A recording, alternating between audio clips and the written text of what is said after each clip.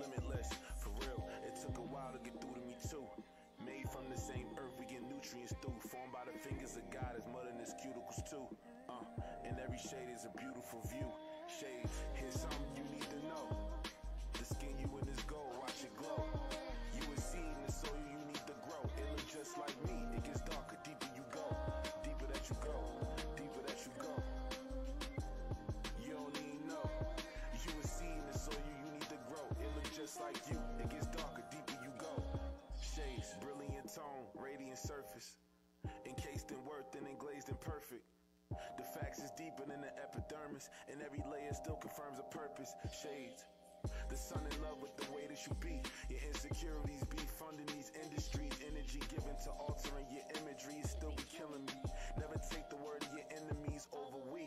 Embracing the way you was made, the hell is a flaw. Went from being ashamed to being in awe.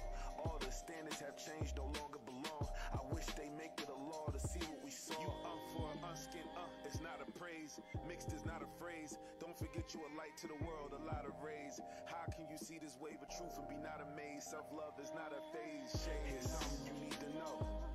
The skin you in is gold, watch it glow. You a seed in the soil, you need to grow. It look just like me, it gets darker, deeper you go. Deeper that you go, deeper that you go. You don't even know. You a seed in the soil, you need to grow. It look just like you, it gets darker, deeper you go. Shades.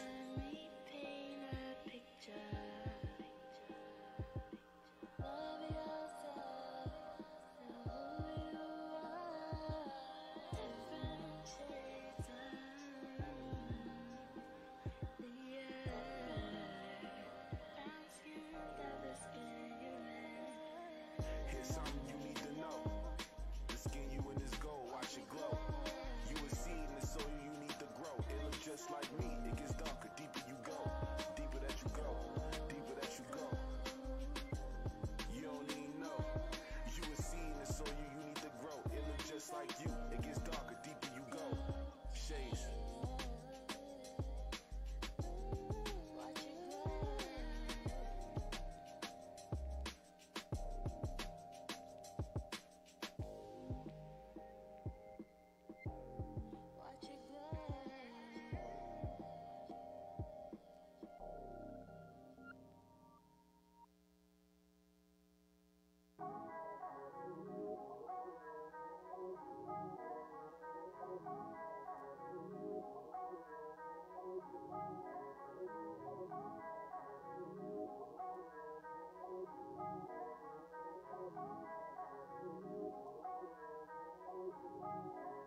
I got bad habits, letters to the Corinthians, not to mention my inhibitions be intimate still. Make provisions, I know I need to be disciplined. I pray the Lord don't take my spirit, but replenish and finish the center. I know it's cash tender, but limited. I pray that I'm not bound as nooses that hang, and hope that I am just as loose as my chains. I troop, jumping through hoops, my jukes is insane. Yeah, I still trip, miss, I still slip, learning not to be idle, but also practicing stillness. Meditate, I regulate, check on my illness. Deficit submission, I double back with the kill switch. Set it straight, educate, back to fulfillment. This is not my rest shit, I'd rather rest in resilience. Faced with opposition, I battle my inner demons and steady ready, cause you know it's only for a season when dealing with these bad habits.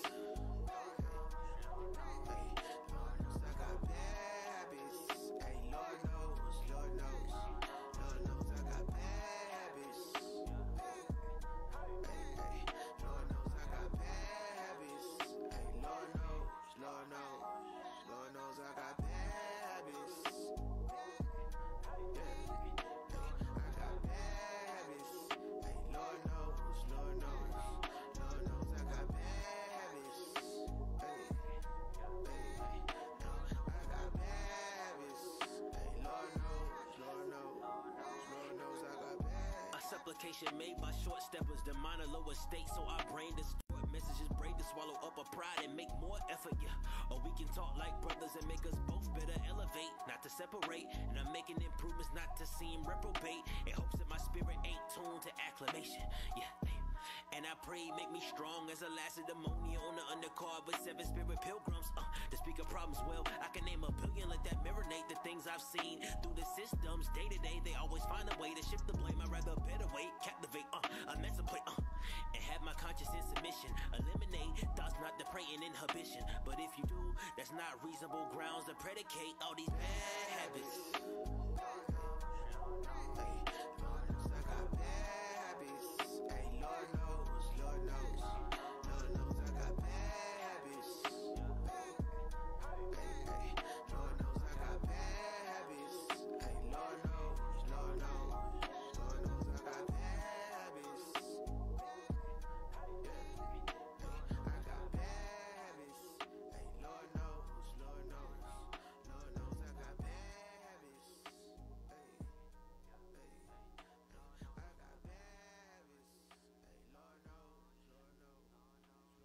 Mic check, mic check.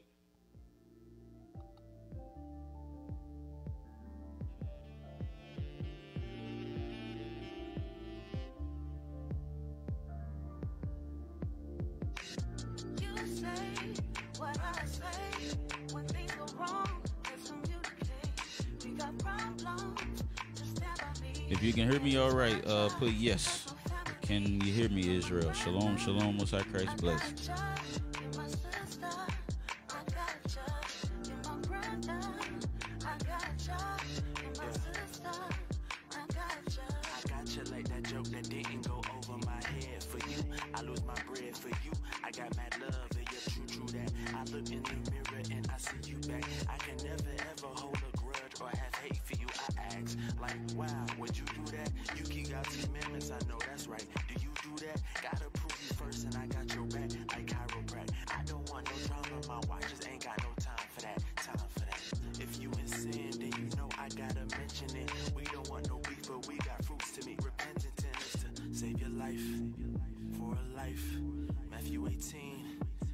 Strife, and that's precise.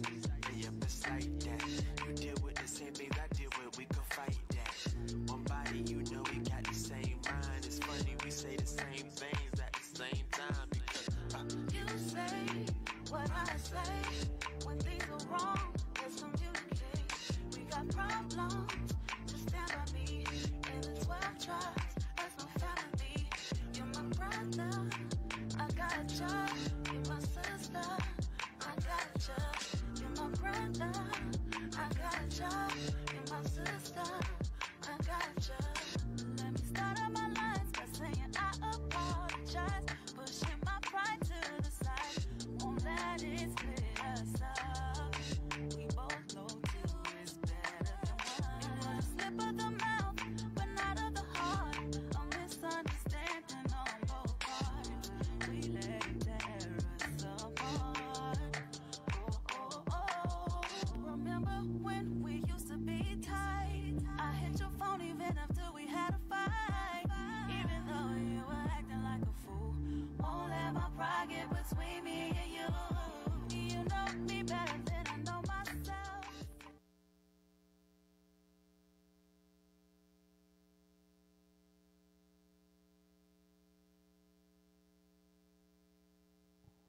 All right. Hey, shalom, shalom, shalom. Most High Christ bless. Shalom, Israel, Most High and Christ bless. You know, Lord will, everybody is taking care of themselves. Lord will, everybody staying safe. You know, this second wave of COVID definitely hitting some members. So, hey, make sure y'all praying for each other. Make sure you're taking care of your health and things like that, man. Make sure you're doing so. So today we going to be going over a short, today going to be actually pretty short today, because today we're actually starting at Esther chapter 10. Esther chapter 10, the first 3 verses, and then we're going to jump over to the Apocrypha and to the rest of Esther. We're going to start at chapter 10 there, and we're going to read 10, 11, and 12. So we're going to start at 10 and if you have it separated, you know, in your KJV, you got it separated where you got a separate Apocrypha like what I have here. So you'll be in this one for the first 3 verses, and then we'll jump over to the Apocrypha. We're going to jump right in. Today going to be real short. Lord's will, everybody is prepping and getting ready to bring the Sabbath in with your family. Lord willing, you know, everybody that can congregate, you congregate together. And those of you that can't, hey, continue to send up prayers and stay in the spirit. All right? All right, let's jump on into it. Let's jump right into it. Esther chapter 10 and verse 1. And the king of Ahasuerus laid a tribute upon the land and upon the isles of the sea, and all the acts of his power and his might, and the declaration of the greatness of Mordecai, whereunto the king advanced him, are they not written in the book of the chronicles of the kings of Media and Persia? For Mordecai the Jew was next unto King Ahasuerus, and great among the Jews, and accepted of the multitude of his brethren, seeking the wealth of his people, and speaking peace to all his seed. So, as we read right there, that Mordecai, he was put right under the king. He was lifted up to be number 2, because I don't know if you've been following along with the different readers and things like that. You know that now the Feast of Purim has come about in the different works and the things that Mordecai had done to warn the king, and then of course with Esther and everything leading up to this point with the day of Purim, well, the couple of days of Purim. So now let's jump over to the Apocrypha. I don't know how long we're gonna come back to this maybe a couple times. I don't know. Ain't gonna be a lot today. Like I said, it's gonna be a short day. So now we're in the book of Esther in the Apocrypha, in chapter 10. All right. Then Mordecai said, God have done these things, for I remember a dream which I saw concerning these matters, and nothing thereof have failed. So this right here, Mordecai is just saying everything that happened with everything that had happened up to this point with Esther, and then Haman trying to get rid of all of us. And then, of course, Esther being there to actually save the nation, being in her position, being married to the king. So all these things, he said that he saw these matters in a vision, and it did not fail. So now he's going to give you the breakdown. He's going to give you the vision, and later on we'll read what that vision meant. All right, in verse 6, it says, a little fountain became a river, and there was light, and the sun, and much water. This river is Esther, whom the king married and made queen. And the 2 dragons are I and Ammon, and the nations were those that were assembled to destroy the name of the Jews. And my nation is this Israel, which cried to God and was saved, for the Lord hath saved his people, and the Lord hath delivered us from all those evils, and God hath wrought signs and great wonders, which have not been done among the Gentiles. Therefore hath he made 2 lots, one for the people of God and another for all the Gentiles. And these 2 lots came at the hour and time and day of judgment before God among all nations. So God remembered his people and justified his inheritance. Therefore those days shall be unto them in the month of Adar, the 14th and 15th day of the same month, with an assembly and joy, and with gladness before God, according to the generations forever among his people. So this right here, he's actually just went through the vision that he had of the different waters and the sun, of the river, which was Esther, and then them 2 dragons, which was Ammon and Mordecai, and then you have the people that the Most High delivered us from all the evils that Haman was trying to do, because he was trying to kill us all. He was trying to wipe us out. All right. And so then when you get to 12 and 13, it's talking about the Feast of Purim that is referenced over there. Let's jump back over there to Esther chapter 9 and 27. Let's go there. Let's go to Esther chapter 9 and 27. So this is the high holy day that is being referenced right here. All right. Esther chapter 9 and 27. Okay. Let's jump over there now. Esther chapter 9 verse 27. The Jews ordained and took upon them and upon their seed and upon all such as joined themselves unto them, so as it should not fail, that they would keep these 2 days according to their writing and according to their appointed time every year, and that these days should be remembered and kept throughout every generation, every family, every province, and every city, and that these days of Purim should not fail from among the Jews, nor the memorial of them perish from their seed. So this was the Feast of Purim, the days of Purim, that it was being referenced over here back in chapter 10, verse 13, 12 and 13. All right. So now let's jump down to chapter 11. Chapter 11. So then it says, in the 4th year of the reign of Ptolemy and Cleopatra, Desitheus, who said he was a priest and Levite, and Ptolemy his son, brought his epistle of Purim, which they said was the same, and that Lysimachus and the son of Ptolemy that was in Jerusalem had interpreted. In the 2nd year of the reign of Artaxerxes the Great, in the 1st day of the month of Nisan, Mordecai, the son of Jairus, the son of Semai, the son of Kisai of the tribe of Benjamin, had a dream, who was a Jew and dwelt in the city of Susa, a great man, being a servitor in the king's court. So this right here is going back to Mordecai in his dream. He was also one of the captives which Nebuchadnezzar, the king of Babylon, carried from Jerusalem with Jeconiah, king of Judea. And this was his dream. So this right here is talking about how Mordecai was one of the ones that came from Babylon that was carried from Jerusalem under the king of Babylon. So let's jump over to Esther. That's just the same Mordecai, same thing that it's referencing. Because people try to say that, you know, the Apocrypha is not a part of the Bible, it's not canon yet, and still you can find the correlations all through the Bible. So let's jump over to Esther chapter 2, and we're going to jump to verse Esther 2 and verse 5. Yeah. Esther 2. I don't lost my spot. I know I just flipped over there. There we go. Esther 2 and verse 5. All right. So Esther 2 and verse 5, and we'll read down through 6. We'll read through 6 just to prove that this is going right along with the Bible. Well, all of it is the Bible, but you know what they try to say as far as the Apocrypha not being a part of it. Yeah, right. All right, Esther chapter 2 and verse 5. Now in Shushan, the palace, there was a certain Jew whose name was Mordecai, the son of Jair, the son of Shimei, the son of Kish, a Benjamite, who had been carried away from Jerusalem with the captivity which had been carried away with Jeconiah, the king of Judah, whom Nebuchadnezzar, the king of Babylon, had carried away. So it's saying the same thing, representing the same people. So when they try to say that this ain't a part of the Bible, it is.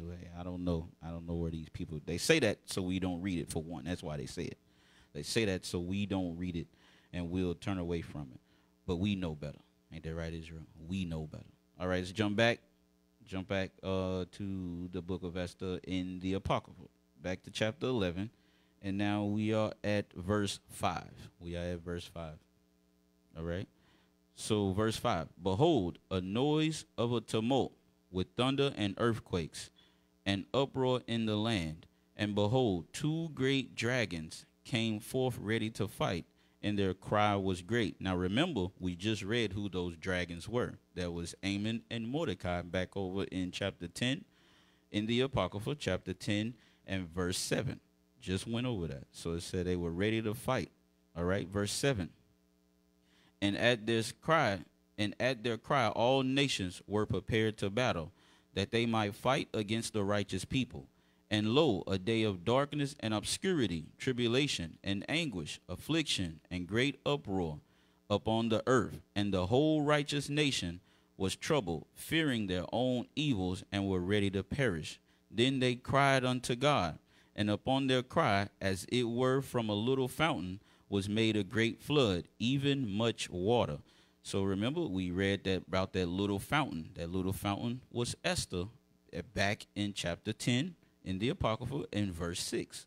So that little fountain or that little water, that was Esther. All right, that was Esther that was talking about. All right, verse 11. Now the light and the sun rose up, and the lowly were exalted, and devoured the glorious.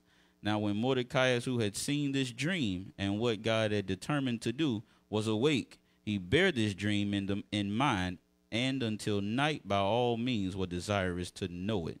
So he didn't understand this. It actually says he didn't understand it. He was desiring to understand what that dream meant about the two dragons fighting each other and all the people having an uproar and everything. And then the Israelites, the people, they're praying up to God. He wanted to know. And then, of course, the rivers, the water. He wanted to know what that meant. He wanted to know what all that meant. All right. Chapter 12. Chapter 12. And it said, and Mordecai took his rest in the court with Gabbatha and Thera, the two eunuchs of the king and keepers of the palace. And he heard their devices and searched out their purposes and learned that they were about to lay hands upon Artaxerxes, the king. So this right here is going back to Esther chapter 2 and 21, I believe. Yes. Yes. Yeah. This is going back. Let's see. Is that what I want? Yeah. Those days Mordecai sat in the king's gate. Yeah. So it's telling you that that's where he was at. That he was at the king's gate, and they sought to lay hands. Yeah. Esther chapter 2. We'll read it real fast. Esther 2 and 21. Esther chapter 2 and 21. All right. In those days, while Mordecai sat in the king's gate, two of the king's chamberlains, Bigthan and Teresh, of those which kept the door, were wroth and sought to lay hands on the king Ahasuerus. And the thing was known to Mordecai, who told it unto Esther the queen, and Esther certified the king thereof in Mordecai's name. And when inquisition was made of the matter, it was found out. Therefore, they were both hanged on a tree, and it was written in the book of the Chronicles before the king. So this is talking about the same account.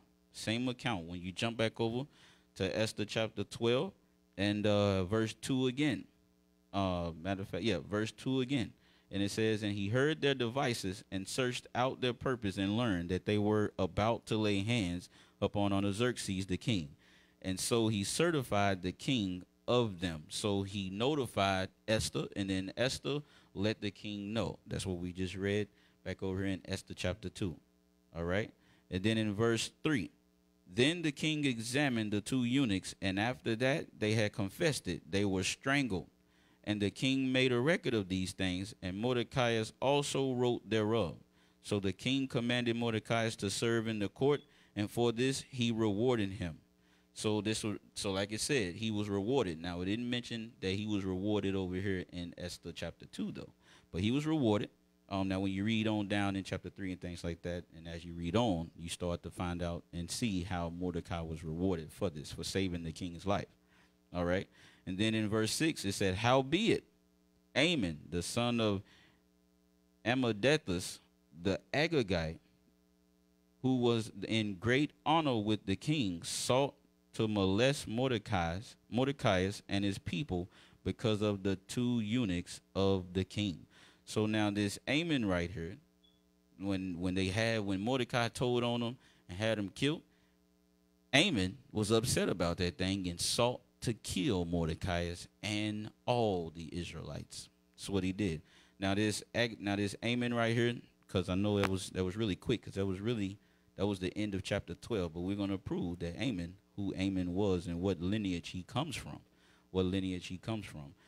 So let's jump to, let's go to Esther 3, I think. Yeah, let's go to Esther 3 and 1. Esther 3 and 1. We'll jump over there real quick. Esther 3 and 1. All right. Okay. So we'll start to read. Just verse 1. That's all we want right now. Then we'll jump to Esther 16 and 10. I believe that's where I want to go. I want to go to Samuel.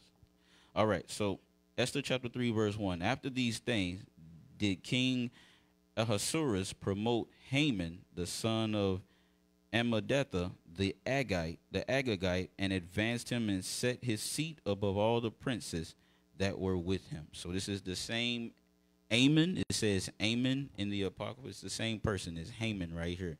All right. So now let's jump to. Let's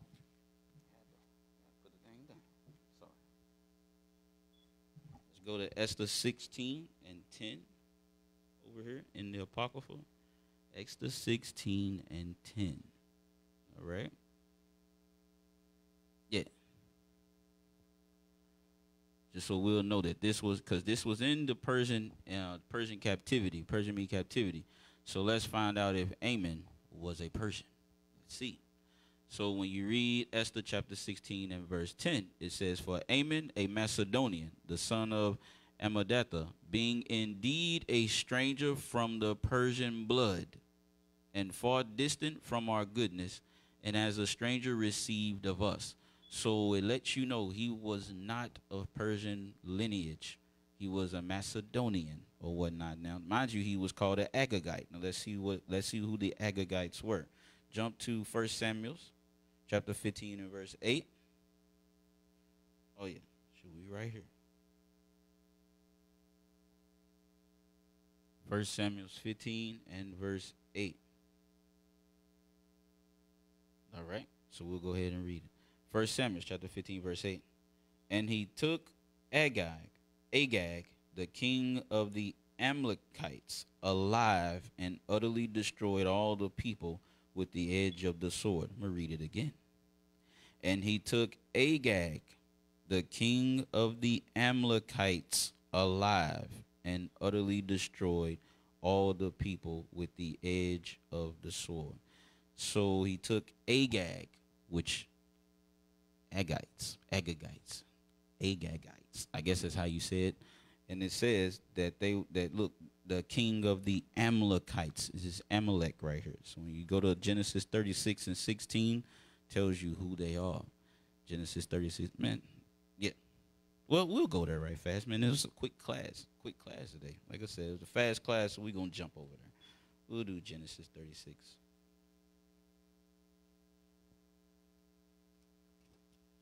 Let's see.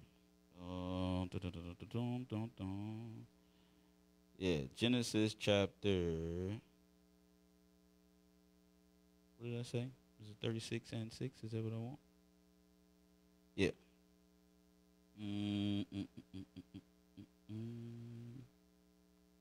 Read on down. I want to find this Agite over here.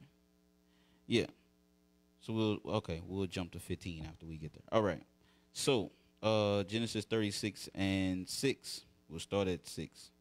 "And Esau took his wives and his sons and his daughters and all the persons of his house and his cattle and all his beasts and all his substance which he had got in the land of Canaan, and went into the country from the face of his brother Jacob.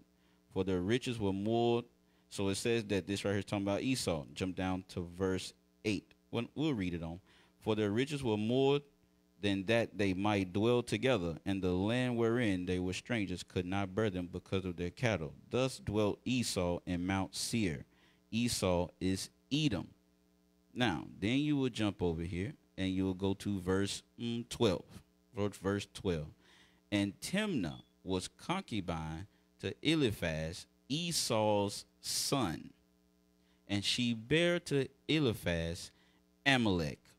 These were the sons of Adai, Esau's wife."